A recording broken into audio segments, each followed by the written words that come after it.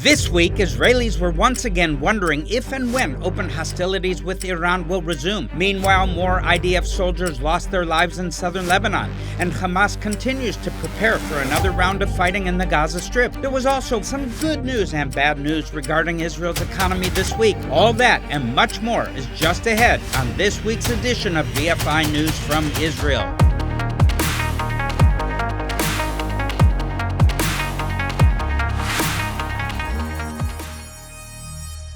To start with, the big story this week, it is once again about something that's not happening. There are no large-scale kinetic exchanges between U.S. and Iranian military forces, but there have been several small-scale engagements as the U.S. Navy is continuing to enforce a naval blockade of the Iranian ports.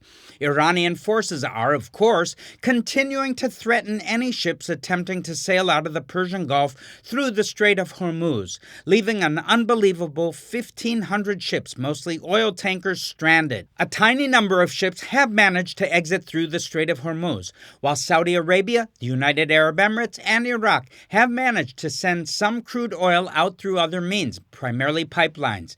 Iran has also managed to find ways around the blockade, primarily by sending tanker trucks, that's got to be a lot of trucks, out through Pakistan, and sending various cargoes to Russia via the Caspian Sea.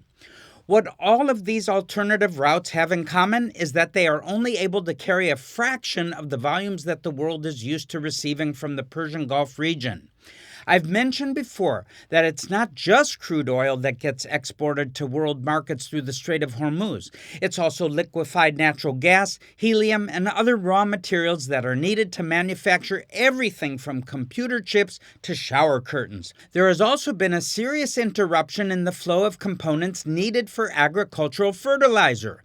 If you or someone you care about needs to eat food regularly, that's something you need to be concerned about. Also of concern is all the shortage of packaging that gets manufactured by these raw materials, so that stuff can be delivered to consumers like you and I. The massive slowdown in supplies of all these commodities coming out of the Persian Gulf region has already resulted in a noticeable slowdown in economic activity in almost every country in the world. Tens of thousands of vehicles of all kinds, from passenger jets to tractors, family sedans, and motor scooters, have been parked because there's not enough fuel for them to run on. That means farmers are not planting crops. Hundreds of factories have been shuttered because there's no electricity for them to run on. Schools, government buildings, and apartments have all been closed up because it's summertime in the northern hemisphere. And without electricity, there's no AC, no air conditioning. So it's too hot to be in those buildings, learning, working, and so on and so forth. The cascading effects of all this are beginning to become apparent to everyone. Tens of thousands of jobs have already disappeared, but the people who used to do those jobs still need money to buy the things they need to live on. However, the prices of many goods and services are going up and up while their availability is going down. This is most immediately obvious when it comes to gasoline. In the United States, for instance, the national average price for a gallon of regular unleaded is now north of $4.50, while the national average price of a gallon of diesel is north of $5.50. That second price is more significant than the first because most of the things ordinary people need to buy daily, especially groceries, are transported to the stores on trucks that run on diesel. The price of every loaf of bread, gallon of milk, head of lettuce, etc. will go up soon if it hasn't already, as the cost of transportation gets passed on to consumers. But by the way, let me just tell you, still prices in the United States are relatively low compared to other countries. This is happening here in Israel as well, where we're paying around $11 to the gallon for 95-octane gasoline and much more for diesel. Trucks transporting goods from the ports in Haifa and Ashdod don't have to go very far to bring stuff to Jerusalem and Beersheba, so they use less diesel fuel to do so. But the ships that bring the imports from other countries also run on heavy diesel fuel, and that cost does get passed on to Israeli consumers. Beyond that, there are all kinds of goods that Israeli consumers like to have, which are becoming kind of hard to find at any price. This includes laptop computers and television sets, as well as all kinds of other consumer electronics. But it also includes some more basic items, including certain kinds of shoes, if you can believe it. Economic experts have warned that this phenomenon could get much worse in the months ahead, even if the standoff in the Strait of Hormuz ends quickly. Billions of dollars worth of repair work needs to be done to the energy infrastructure in the Persian Gulf that has been damaged in this war. Once the repairs have been made, it could take even longer for production to be ramped up, and the region will even be able to produce the kinds of volumes that the world has become accustomed to in recent decades. It's hitting households and organizations hard, and I'll talk more about that in a moment. But first, I want to talk about what's happening in Iran, where the harsh economic conditions the country was already suffering back in January prompted the largest anti-regime protests since 1979. Now, those protests, as we've reported before, were brutally suppressed by the regime's security services, who also suffered casualties and defections. But recent reports suggest that Arabic-speaking Shiite militiamen have been brought into Iranian cities by the regime in order to keep the population too afraid to rise up once again. These thugs, these murderers, are reported to come primarily from Iraq, but some reports suggest there are also Houthi gunmen from Yemen among them, and perhaps others. It's unlikely Hezbollah can spare any fighters to send to Iran right now, as they have in the past, because Hezbollah is fully engaged in a fight against the IDF in southern Lebanon. We'll talk more about that in a moment, but first I want to switch to commentary mode. The people of Iran are in some ways the forgotten center of gravity in this war. As has been widely reported, Israeli Prime Minister Benjamin Netanyahu has been trying for many years to get American presidents to join Israel in a kinetic strike on Iran. I have no doubt that he tried to convince President Trump to do so in his first term, but it didn't happen. It took something else to convince him to act. Most of us have forgotten this part of the story, but it was in January during the regime's despicable crackdown on protesters, which included a massacre of historic proportions, some say over 60,000 now, when President Trump told the Iranian protesters that, quote, help is on the way, unquote. It has also been widely reported that Netanyahu told President Trump that the Mossad believed there was a high likelihood that if the senior leadership of the regime was taken out in the early hours of the war, as was done, the people would once again rise up and take their country back.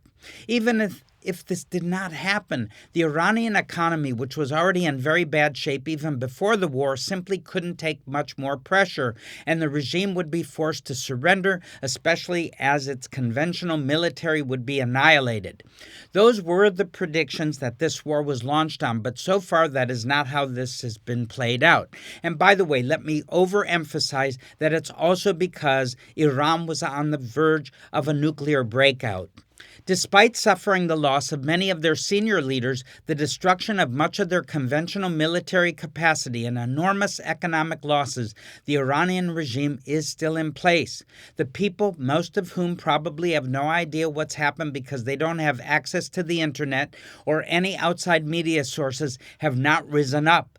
This is despite the disappearance of an estimated 1 million jobs in Iran since February 28th and the massive destruction of infrastructure, which means all the problems Iran had before the war are getting even much worse. Candidly, I cannot even imagine how the regime has managed to hold on so far, but this week, they rejected another peace plan offered to them by the Trump administration.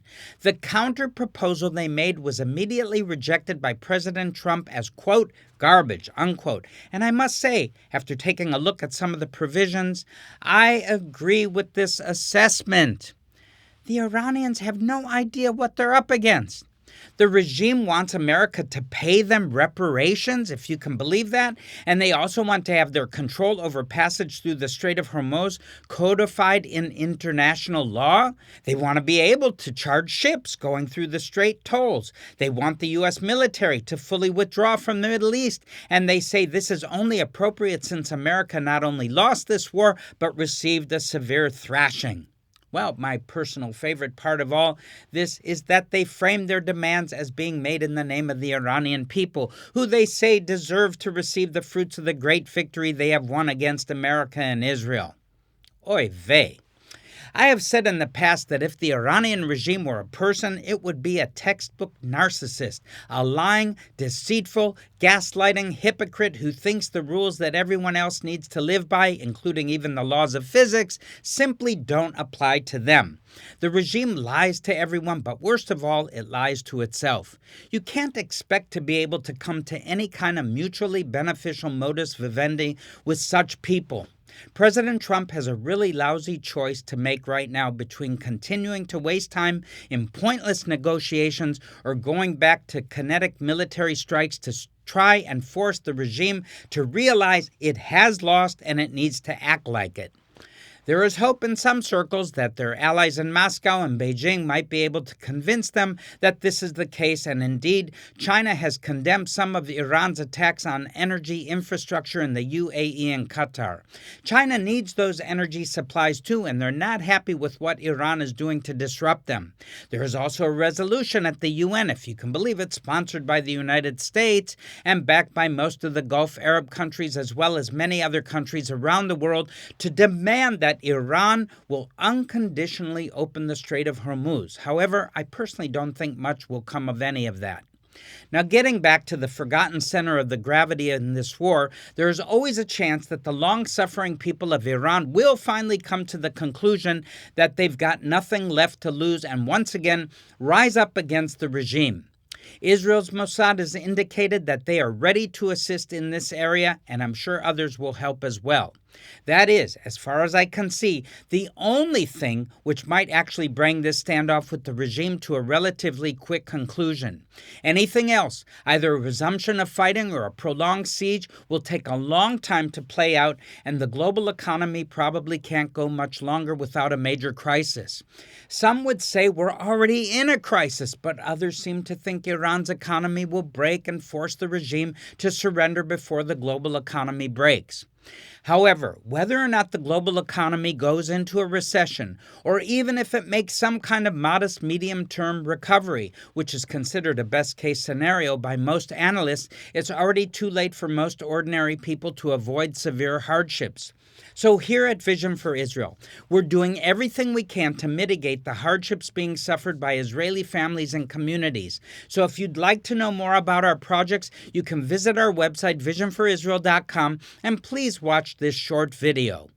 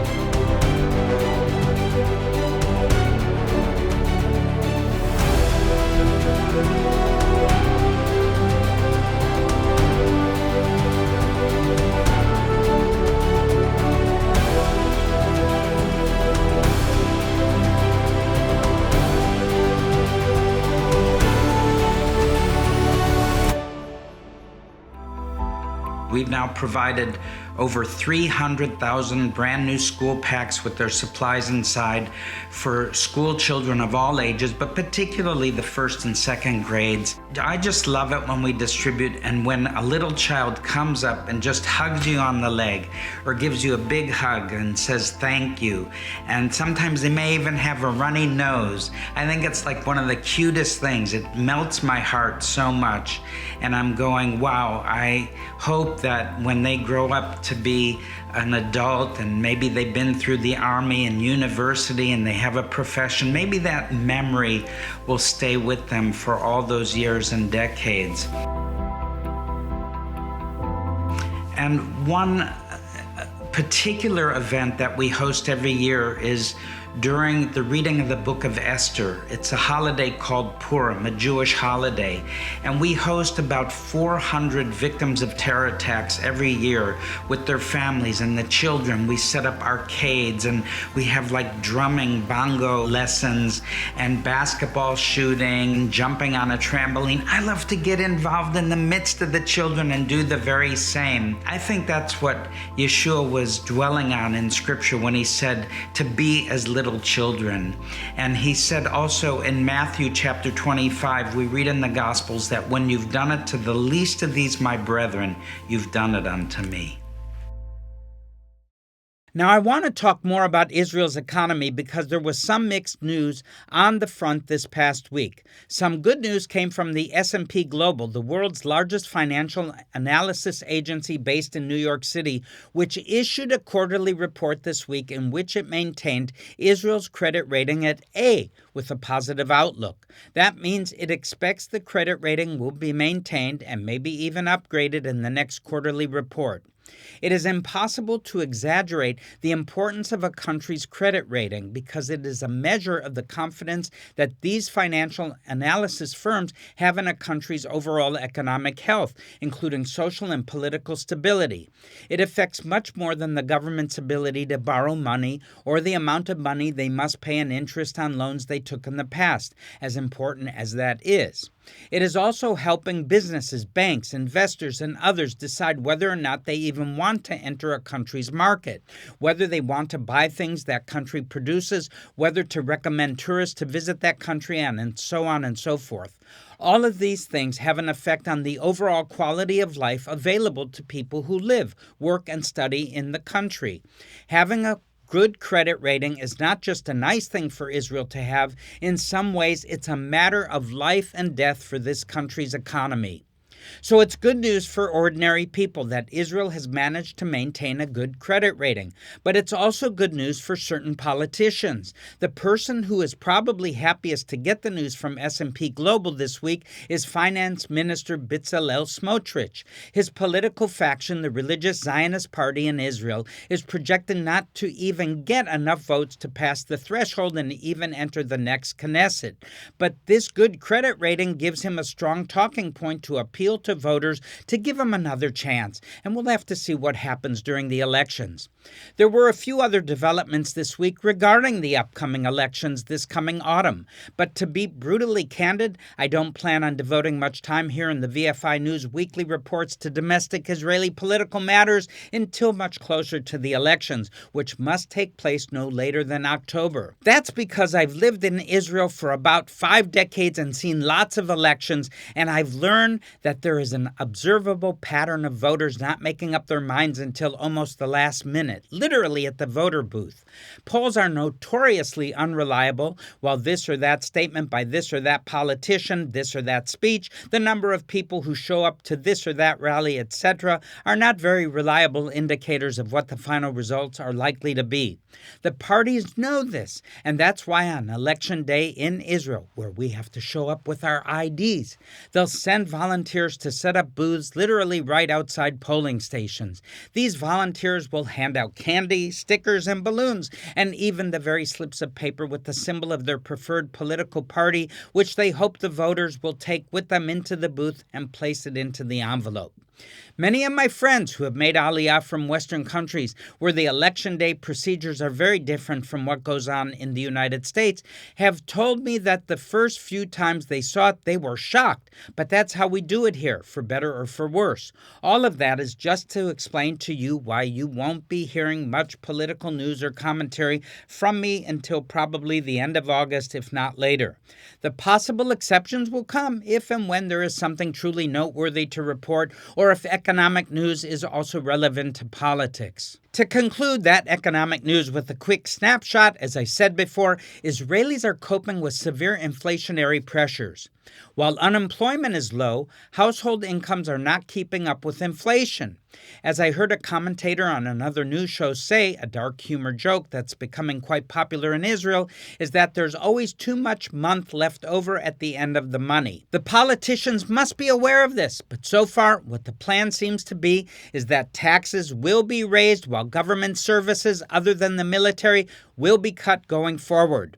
Once again, Vision for Israel is doing what we can to fill in some of the gaps for families and communities in distress.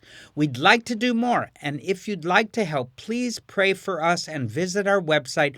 Once again, that's visionforisrael.com. Now, the other big news story in Israel this week is, of course, the ongoing conflict against Hezbollah in southern Lebanon. Officially, there is a ceasefire on that front, but if you believe that, I have a bridge to sell you in Beersheba.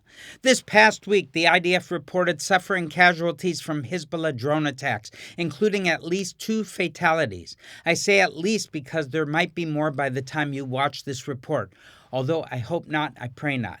Hezbollah has continued to be using FPV drones to try and hit individual IDF soldiers, vehicles, and even helicopters in southern Lebanon, while a smaller number of rocket attacks have been carried out on civilian communities in the Galilee.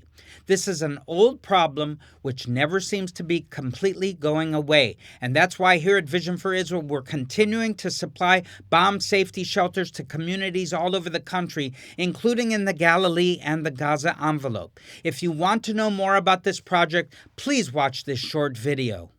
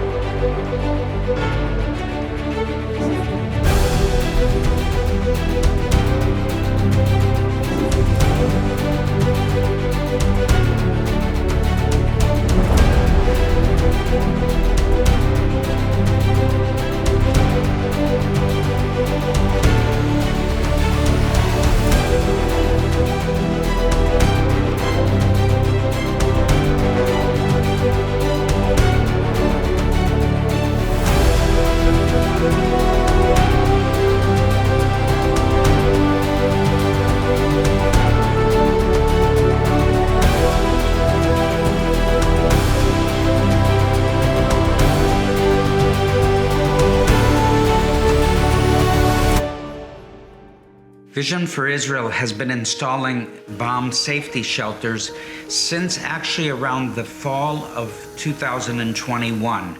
During that year, there was a barrage of rockets that came into southern Israel, particularly by the terrorist group known as Hamas, and Israel had to find a way further in order to protect its citizens, its residents across the southern part of Israel. And so we sprung into action. We felt like this was a project that we had a personal invitation to fulfill. And it's important because when these projectiles, these missiles, these rockets, whatever that is that's thrown at Israel by its enemies, there is not only the potential for somebody being killed instantly, but also there's tremendous collateral damage and people that get wounded even from shrapnel.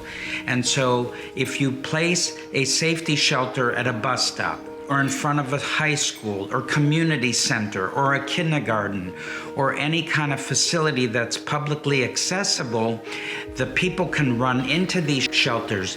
The children can run and find safety in them and be protected from a rocket that lands and shrapnel is scattered, which could be mortally wounding people.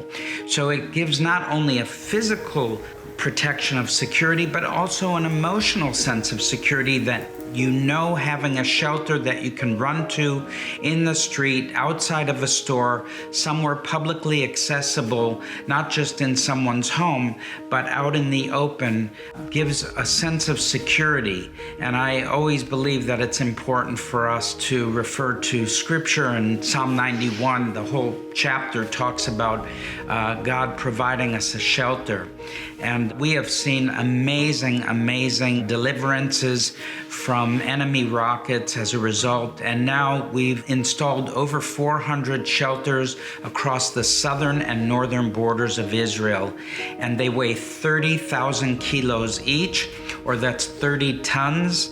And it's a lot of weight on rebar and concrete that's been specially mixed, and also with a special metal ramp that allows physically impaired people to be able to come up in a walker or a wheelchair on a moment's notice. In many of these areas, residents don't have any longer than between 5 seconds to maximum 45 seconds to get into a shelter to be protected. Now, staying on the topic of the battle against Hezbollah in Lebanon for just a moment, there's every reason to believe that it will continue at this medium intensity for some time, unless the kinetic battle against Iran restarts, in which case it will go back to high intensity very quickly. Israel only entered into this ceasefire under pressure from President Trump, who applied that pressure on Israel as a concession to the Iranians in the negotiations he was trying to conduct with them. So, if President Trump no longer sees any value in those negotiations, he might very well give Israel another green light to the IDF to move in and finish Hezbollah off, and I pray that's what happens, because we have no other way to stay safe in the northern part of Israel. The ceasefire in the Gaza Strip is also very shaky, as Hamas is making no secret of its efforts to recruit new fighters, rearm, reorganize, and in general prepare for another round of fighting against the IDF. These guys simply don't know how to live in peace. You can't offer them any financial incentives because they don't care about money. You can't offer to take care of their people because they don't care about their very own people. They exist to make war against Israel. It's all they know. It's all they care about. It's all they believe in. And it's all they live for.